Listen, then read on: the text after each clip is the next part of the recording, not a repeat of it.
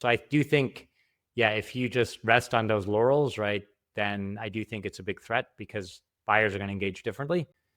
On the flip side, though, also here I see the opportunity and to create more of an AI agent experience to help answer that prospect's initial questions and engage them more through an AI conversation. And I think rather than having web conversion forms, I think what vendors will want to have is a great agent experience. We actually don't ask for the buyer's email or contact information in the first prompt. First you give them some information, allow them to do some discovery, answer some questions. And then very naturally, at some point, yes, you can ask them to sign up, connect with your LinkedIn or your Google Workspace account. And so I think ultimately it'll actually be a better qualifying process.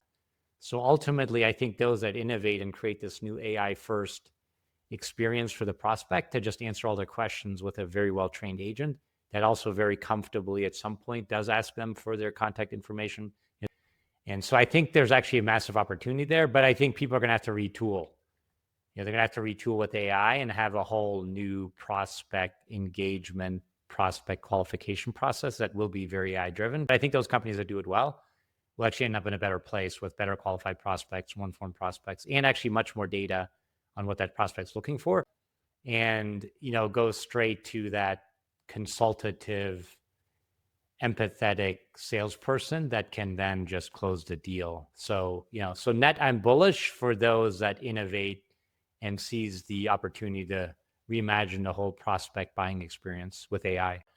And honestly, I think from the buyer's perspective, nobody loves that first qualification call anyway. So honestly, I don't think the buyer loves the current qualification process, or nobody loves filling in like the 8 field web forms and then getting barraged. So I think the buyer is going to prefer it. And frankly, for the seller, it's much more efficient. You know what I mean? So I would expect that for sellers, the percentage of revenue they have to invest in sales and marketing will go down. And I imagine what will happen in our industry, that will go down, and then more will be invested in R&D and support, which is ultimately what the buyer really wants. So I do think our whole industry will end up in a better place, but there's going to be a lot of change.